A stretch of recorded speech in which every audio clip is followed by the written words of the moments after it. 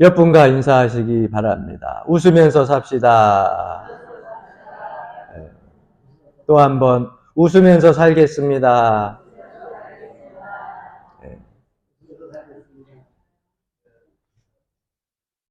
부활 찬송 부를 때보다 인사할 때 여러분들의 모습이 훨씬 더 아름다워요.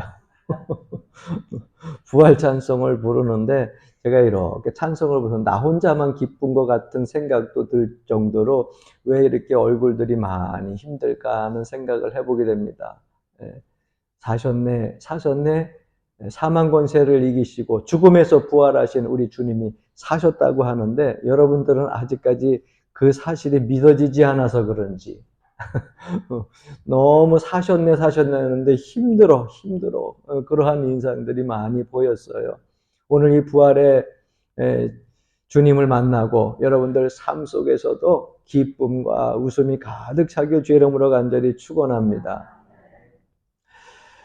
영국 청교도 신학자 리차드 박스터라고 하는 목사님이 이런 말씀을 하셨어요. 복음이란 죽어가는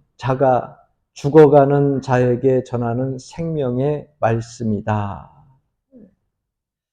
이렇게 단적으로 그분이 표현을 하셨는데 여기에서 그분이 하신 말씀 속에 죽어가는 자에게 전하는 말씀인데 죽어가는 자가 살아있는 자가 죽어가는 자에게 전한다 그러면 얼마나 좋겠습니까? 근데 리차드 박스터 목사님은 그렇게 복음을 이야기하지 않고 죽어가는 자가 죽어가는 자에게 전하는 생명의 말씀이다. 이렇게 말씀을 하셨어요. 그래서 죽어가는 자라고 하는 것에 포인트를 뒀는데 우리는 살아있지만 결국은 죽을 것이라고 하는 것을 목사님께서 말씀을 하신 겁니다. 그래요. 살아있는 사람이지만 언젠가는 이 땅에서 육신의 장막을 벗고 주님께로 갑니다. 그래서 모든 사람은요, 다 죽습니다. 그래서 사람들이 가지고 있는 가장 가슴 깊이 말은 안 하지만은 심각하고 심오하고 그렇게 생각하는 것 중에 하나가 죽음이라고 하는 것입니다. 이 죽음이라고 하는 문제는 결코 추상적이지 않습니다.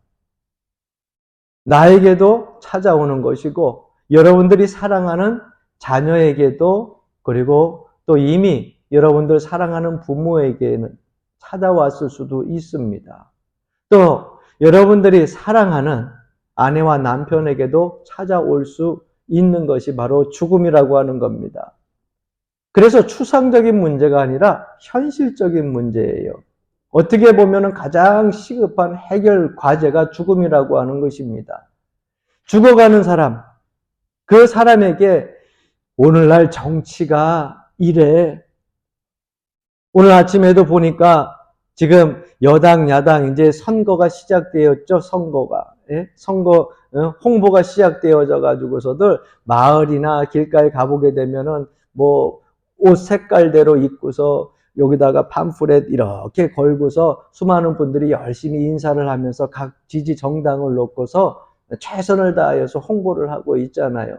그런데 여러분 죽어가는 사람들에게 아무리 정치니 뭐니 얘기해봐야 귀에 들어오겠습니까? 내일이면은 몇 시간이면 세상을 떠날 사람에게 경제가 좋으니 나쁘니 아무리 지금 현실이 이러니 저러니 얘기를 해도 그 얘기가 들어오겠어요? 죽음 앞에서 지금 맞닥뜨려 있는 사람에게는요, 정치의 문제도 들어오지 않고요, 경제의 문제도 들어오지 않아요. 공부를 잘하라 말아라 그 얘기도 필요 없고요. 잘 살아야 된다, 못 살아야 된다, 뭐 이런 얘기들 다 모든 것이 소용이 없어요.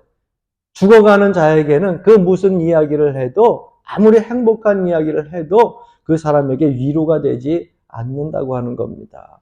그래서 모든 사람들에게 있어서 가장 심각한 것은 바로 이 죽음의 문제라고 하는 겁니다.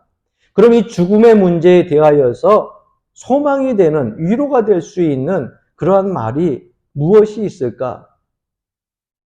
부활이라고 하는 그리고 생명이라고 하는 그러한 말이 아마 위로가 될 수 있을 겁니다. 죽지 않을 것이라고 하는 말은 더 큰 위로가 되겠지만 이것이 끝이 아니야. 부활할 거야. 그리고 부활의 첫 열매가 되신 주님의 그 모습대로 우리도 그리스도와 연합하여서 그 모습으로 다시금 생명을 얻게 될 것이야. 이 말보다 더 위로가 되는 말은 없다고 하는 거예요.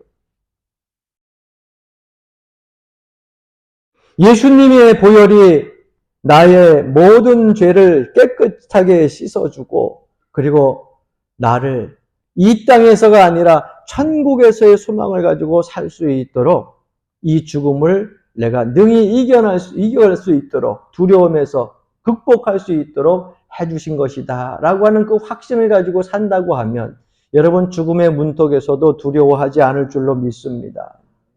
성경은 죽음으로 끝나는 것이 아니라 부활에 대한 생명의 말씀을 전하고 있는 것입니다. 그래서 기독교는 죽음의 종교가 아니고 살아있는 종교예요.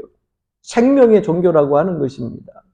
근데 많은 사람들이 이 부활 사상에 대하여서 몇 가지 잘못된 견해들을 가지고 있어요. 땅 위에다가 거기에다가 씨앗을 뿌리면 씨앗이 그곳에 심겨져서 그곳에서 싹이 나고 그리고 또 잎이 나고 나중에 그곳에서 열매가 맺혀지는 것을 보고서 야, 이 씨앗이 나중에 열매까지 맺혔네. 여기에서 싹이 나서 나무가 됐네. 꽃이 됐네. 그런 걸 가지고서 부활이라고 이야기를 합니다. 생명의 자연 현상을 가지고서 부활이라고 얘기합니다. 여러분 그것 갖고 부활이라고 얘기하지 마십시오. 그건 자연적인 현상의 일부분뿐이지 세상 사람들이 이야기하는 부활, 여러분 거기에다가 접목시킬 수 없어요. 또 하나는요, 톨스토이적인 부활이에요. 이것은 어떤 이야기냐면은 사람이 어느 날은 그저 매일 술만 먹고 그냥 쪄들어서 매일 주변 사람들을 패고 도둑질하고 사기치면 그렇게 살다가 어느 날 사람이요 싹 바뀌었어요. 도둑질도 하지 아니하고 언어도 바뀌고 성품도 바뀌고 많이 바뀌어가지고 저 사람이 어제와 다르네? 어제는 그렇게 못된 사람이더니 오늘은 좀 나아졌네? 변했네? 이러한 말을 가지고서 사람들은 저 사람이 변한 걸 가지고서 부활했다. 이렇게 얘기를 하는데 여러분 철학적인 견해지 그것도 부활이라고 얘기할 수가 없어요.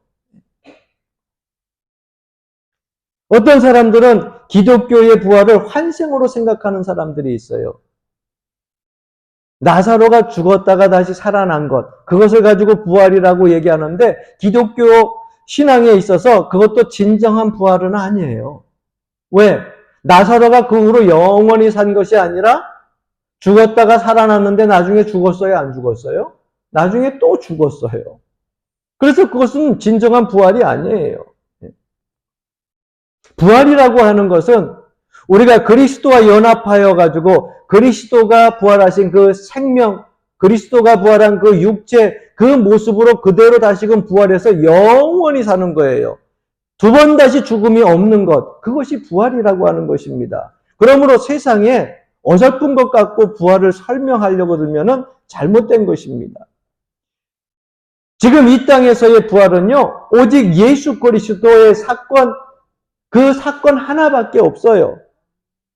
전 세계적인 역사를 다 통틀어 보고요. 수많은 신앙의 인물들, 역사의 인물들을 다 뒤져봐도요. 부활의 사건은 딱 하나밖에 없어요. 예수 그리스도의 부활의 사건. 그거 하나밖에 없다고 하는 것입니다. 그러니까 사람의 말로 부활에 대하여서 다 설명할 수가 없어요. 예수님께서 부활하셨습니다. 그냥 우리가 믿지만 그 부활이라고 하는 것이 어떤 형상으로 어떤 형체로 부활되는지 우리는 사실 막연해요. 왜? 예수님을 우리가 직접 만져보지 못했잖아요. 뭐 도마처럼 이 가슴에 창자국에 이렇게 손도 못 넣어봤잖아요. 손에 못자국에 손도 못 넣어봤잖아요. 거기에 대한 것을 우리가 부활이라고 하는 것을 믿지만 확실한 실제적인 것을 우리가 만져보지 못했기 때문에 우리가 그 부활에 대해서 다 사람이 설명할 수가 없어요. 그러나 분명한 사실은 그리스도를 믿는, 예수 그리스도를 믿는 자들은 주님이 부활의 첫 열매가 되셨기 때문에 우리도 훗날 주님과 같이 부활한다고 하는 사실을 성경에서 말씀하고 있고 주님께서 분명히 말씀하고 있다고 하는 사실, 그걸 믿고 사는 것입니다. 그러니까 기독교의 복음의 첫 마디는 빈무덤이에요. 누가복음 24장 5절부터 6절 말씀에 보게 되면 어찌하여 산자를 죽은 자 가운데서 찾느냐? 여기 계시지 않고 살아나셨느니라. 여기 계시지 않다. 살아나셨다. 결국 주님의 무덤은 비어있다. 이 빈무덤의 시작이 기독교 복음의 출발입니다. 오늘날 예루살렘 성지를 방문하는 많은 사람들은요, 두 가지로 실망을 한다고 합니다. 그 첫 번째는 시대가 너무 많이 바뀌었다고 하는 겁니다. 지금은 가보게 되면 주님이 십자가 지고 걸어가셨던 그 길들이 다 상인들의 거리가 되었어요. 기념품을 파는 거리가 되어가지고 예수님이 이 길을 걸어가셨는지 잘 느껴지지가 않아요. 두 번째는 빈 무덤을 보고 실망한다고 하는 겁니다. 기독교의 뿌리가 되는 터전임에도 불구하고 그 빈 무덤을 보고 많은 사람들을 실망한다고 하는 거예요. 왜? 추상적인 이야기로만 기억하고 있기 때문에. 여러분, 오늘 이 본문 말씀을 통하여서 우리는 부활의 세 가지 실제를 우리가 교훈으로 얻을 수 있습니다. 그 첫 번째는 예수님의 부활 사건입니다. 그 당시 초대교인들이 주님이 부활하신 다음에 전한 메시지는 간단하고 단순했어요. 우리가 십자가에 못 박은 그 예수님이 다시 살아나셨다. 하나님께서 그를 살리셨다. 그분을 내가 봤다. 그래서 우리가 그분의 증인이다. 분명히 죽었는데 사흘 만에 부활하셨다. 여러분, 아주 간단해요. 단순해요. 그러나 사실이잖아요. 부활하신 모습을 제자들이 봤고 의심 많은 제자는 그 손으로 그 못자국에 다 넣어봤잖아요. 주님을 만난 수많은 사람들이 복음을 전할 때에 그 부활의 주님을 증거할 때는 아주 단순하고 간단했어요. 예수님이 살아나셨다. 사흘 만에 부활하셨다. 사망 권세를 이기시고 부활하셨다. 이게 복음이에요. 다른 사람들이 믿거나 말거나 사실을 사실로 얘기하는 겁니다. 그러니까 예수님의 부활 사건은요, 추상적인 것이 아니에요. 여러분들 삶 속에 있어도 주님을 만나게 되면 이 부활 사건의 증인이 될 줄로 믿습니다. 저는요, 의심하는 사람이 당연히 있어야 된다 생각해요. 여러분, 믿는 사람들 가운데에서도 예수님이 부활하셨다 그러면 아직도 믿어지지 않는 그러한 사람들이 있잖아요. 말은 못하지만 내가 집사님이고 권사님이지만 아직까지 믿어지지 않는 분들이 있잖아요. 당연한 거예요. 당연한 거예요. 한편으로는 그런 생각을 해보게 됩니다. 모두가 화끈하게 믿었던 건 얼마나 좋았을까 그냥. 목사님이 앞에서 선포한다고 해서 믿는 것이 아니라 초대교회의 산증인들이 부활했다고 이야기해가지고 믿는 것이 아니라 그저 내 마음속에 믿어져서 화끈하게 믿으면 얼마나 좋겠는가. 근데 사실 여러분, 화끈하게 믿는다고 하는 자체가 이상한 거 아니에요. 왜? 역사를 다 뒤져봐도 부활의 사건은 그 어디에도 기록되어 있지 않고 부활의 사건의 주인공은 그 어디에도 없었거든요. 다 죽었어요. 다 죽었어요. 그런데 주님이 부활했다고 하니까 여러분, 이것이 화끈하게 다 믿어지겠어요? 의심 가는 게 당연하죠. 우리는 이 부활의 사건을 통하여 가지고 한 가지 기억해야 될 것이 있습니다. 그것은 무엇이냐? 우리가 창세기 1장 1절 말씀에 보게 되면 태초에 하나님이 천지를 창조하시니라 하고서 뭐로 창조하세요? 그 다음에 말씀으로 창조를 하시잖아요. 이 창조가 믿어지세요? 안 믿어지세요? 믿어지면 아멘 하시기 바랍니다.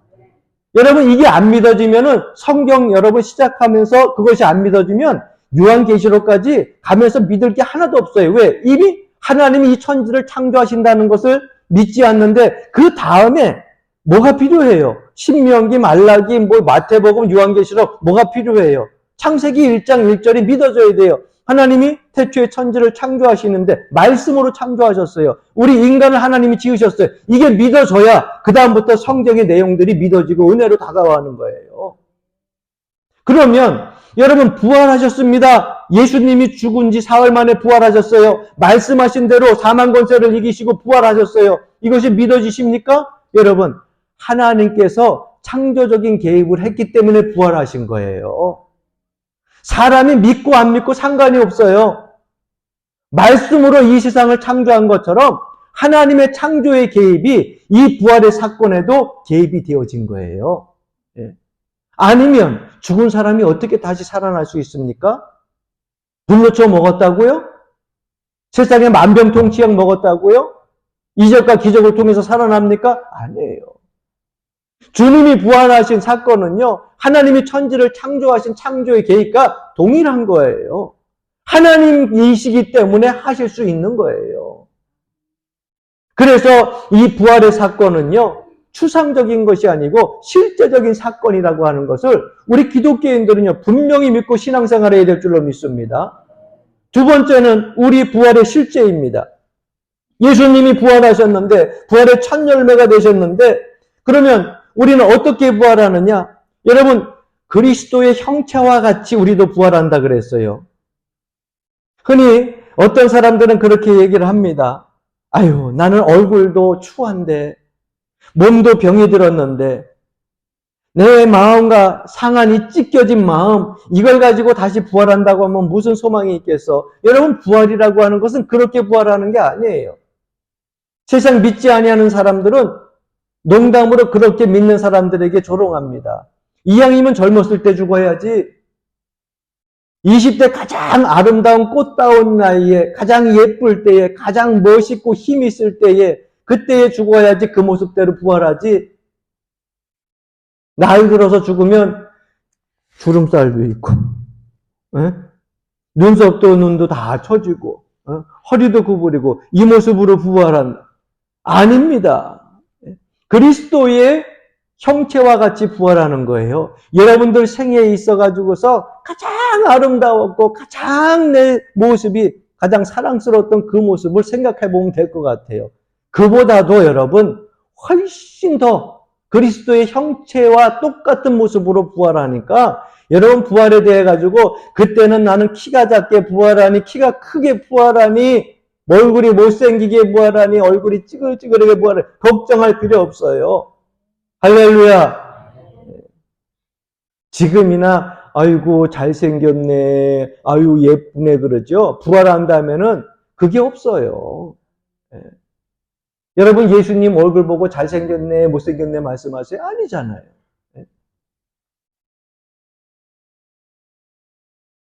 그리스도의 형체와 같이 변화되는 그 순간, 약속을 바라보면서 사는 것이 그리스도인의 모습이라고 하는 것입니다. 그래서 내가 그리스도 안에 거하는 것이 아니라 살아계신, 부활하신 그리스도가 내 안에 계셔가지고 이제는 주님과 함께 더불어서 이 땅에서도 소망을 잃어버리지 아니하고 부활의 영생을 믿으면서 사는 거예요. 이것이 우리에게 다가오는 부활의 능력입니다. 세 번째는 부활 능력의 실제입니다. 이것을 좀 다르게 이야기를 하면은 신앙의 실제인데 부활 신앙으로 오늘을 살아가는 거예요. 부활하신 주님께서 나와 함께하고 부활하신 그리스도께서 내 마음에 계신다고 하면 여러분 옛 모든 사람들의 성품은 다 내어버리고 과거 지향으로 내어버리고 이제는 주님께서 말씀하신 대로 주님께서 행하신 대로 성령께서 인도하시는 대로 그렇게 살아가는 겁니다. 그러니까 옛사람이 죽지 아니하고는 부활의 능력이 우리의 삶 속에서 나타나질 않아요.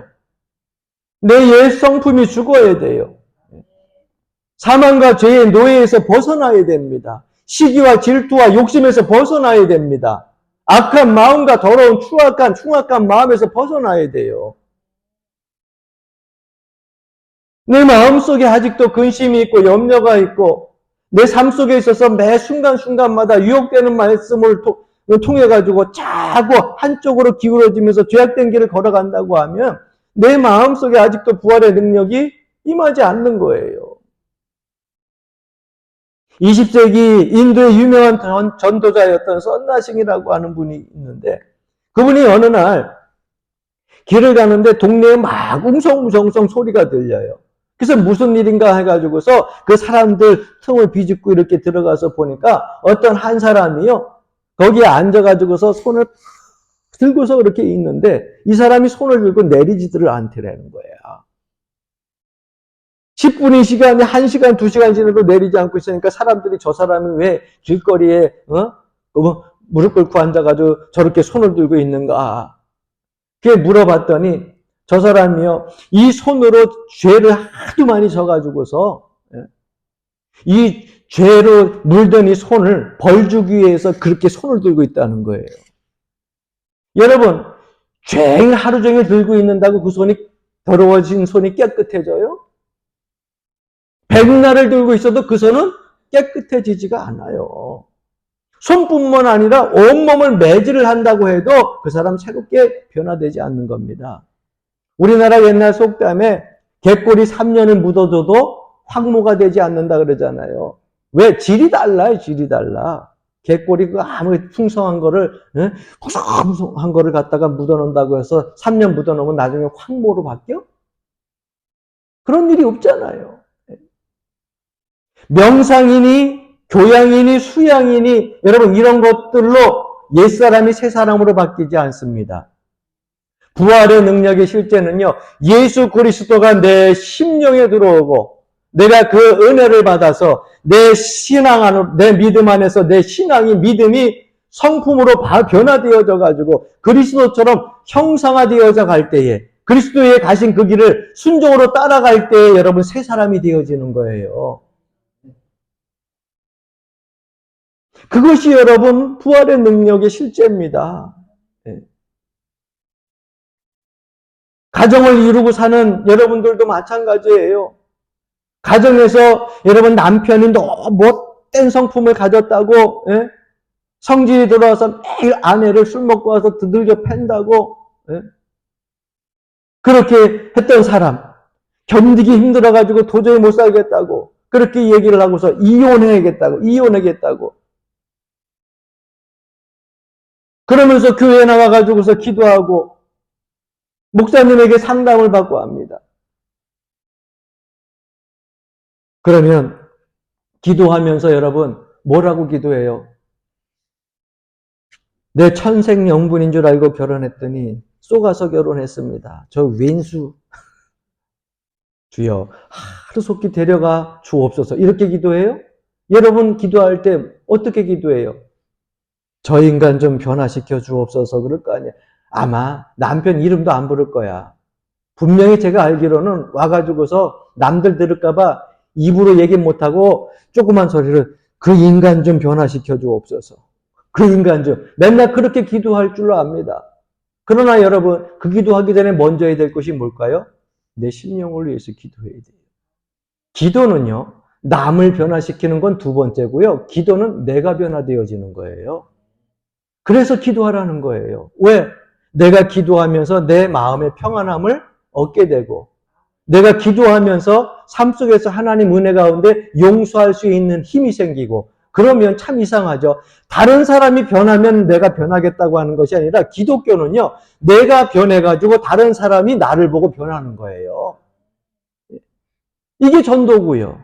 이게 선교입니다. 가끔 얘기를 합니다. 믿는 사람들이 얘기하면은 아유 목사님 예수 믿는다고요? 절대 그 사람은 안 변합니다. 절대 안 됩니다. 여러분 예수님이 그 심령 속에 들어가면 변해요. 할렐루야. 변하게 돼 있다니까요. 그래서 여러분들이 스라에 자라나는 자녀들이요. 속을 그렇게 썩이세요? 기도하세요. 손 붙잡고 아이 하지마 엄마. 아주 나는 지긋지긋해. 엄마나 잘해. 그러면은요. 보이는 데서 하지 마. 싫다는데 왜 자꾸 붙잡고 그래. 그거는 싫다는 사람 붙잡고 하면은 그 사람에게 뭐가 돼요? 상처가 되는 거야. 아픔이 되는, 하지 말라는 거 자꾸 하니까. 그럼 어떻게 해요? 잠잘 때. 예? 잠잘 때. 가가지고서 자식 손 잡고 기도해. 예? 깨지 않게 이 자녀 하나님 붙잡아 달라고. 예? 여러분, 남편도 아내도 마찬가지예요. 예? 손 잡고 기도하려고 하면, 아이, 징그러, 하지 말라고 그러는데, 왜? 그거 하면 상처돼. 왜? 본인은 싫거든. 그걸 어떻게 해요? 밤에 잠잘 때. 예? 아니면 낮잠 잘 때, 알지 못하게 가가지고서, 손 붙잡고 기도하세요. 정말 내 남편이 불쌍하고, 내 자식이 불쌍하고, 내 아내가 불쌍하면은요, 기도하면서 눈물이 나. 눈물이 난다고요. 그러면 기도하면서 눈물이 나면 그 기도의 눈물을 누가 담으셔요? 주님이 담으시는 거예요. 네. 목사님, 기도했는데도 안 돼. 어떻게 기도했는데? 그래서 내가 손 붙잡고 막 기도하려고 했더니 하지 말라고 하죠. 그거 가서 그냥 억지로 붙잡고 기도해. 당연히 안 되지. 하기 싫은 거 하니까. 내가 그를 정말 사랑하고 아끼는 마음이 있으면은요, 그냥 손만 잡아도 내 마음에 긍휼한 마음이, 불쌍한 마음이 들어가는 거예요. 내 신세 타령 때문에 눈물 흘리지 말고 주님께서 주시는 그 마음의 선한 마음을 가지고, 은혜 받은 마음을 가지고 손잡으면 이 인생이 불쌍한 거야. 이 인간 왼수 같은데 그 왼수 같은 인간이 불쌍하다니까.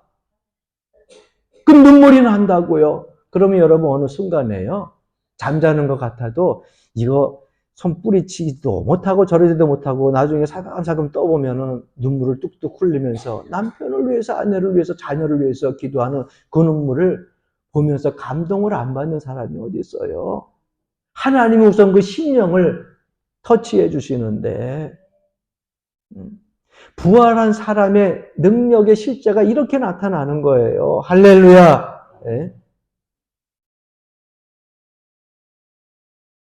어디 한번 속눈샘 치고 오늘 여러분들 가셔가지고 그 부활의 능력을 여러분들 가정에 실제로 체험적으로 나타날 수 있는 길들이 열리길 간절히 축원합니다. 이게 예수님의 능력이에요. 부활의 신앙의 실제입니다. 베드로 생각해 보세요.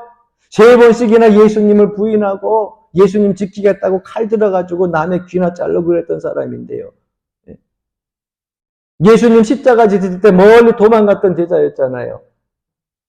그러나 여러분, 부활의 능력, 그 부활의 능력이 베드로 마음속에, 그 심령 속에 임하여서 바뀌니까 어떻게 바뀝니까? 사도행전 4장 19절 말씀 보니까는요, 자기를 잡아가지고 죽이려고 하는 공회원들 앞에서 베드로가 이렇게 담대하게 외칩니다.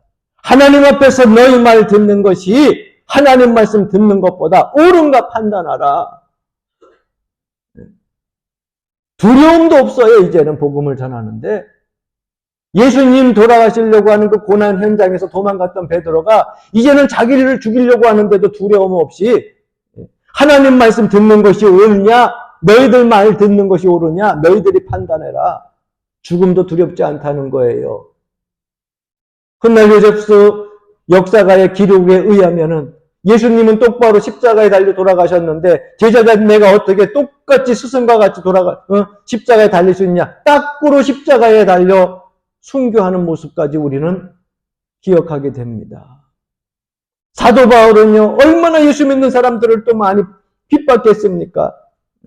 그러나 그 완악한 사도 바울도 다메섹 도상에서 부활하신 예수 그리스도를 만나게 되니까 일평생 주님의 일꾼이 되어서 복음을 전하다가 순교 당하는 그날까지 주님을 찬양하며 주님의 복음을 전하다가 세상을 떠나지 않아요.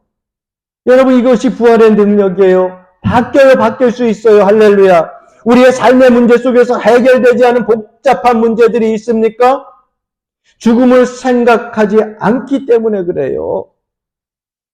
주님의 부활을 믿지 아니하고 우리의 부활을 믿지 아니하고 부활의 능력을 믿지 않기 때문에 그래요.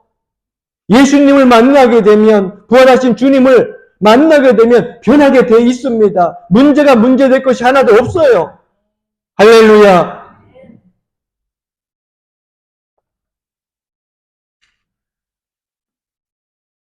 오늘 본문은 이렇게 결론 짓고 있습니다. 이와 같이 너희도 너희 자신을 죄에 대하여는 죽은 자요, 그리스도 예수 안에서 하나님을 대하여는 산 자로 여길지어다. 할렐루야.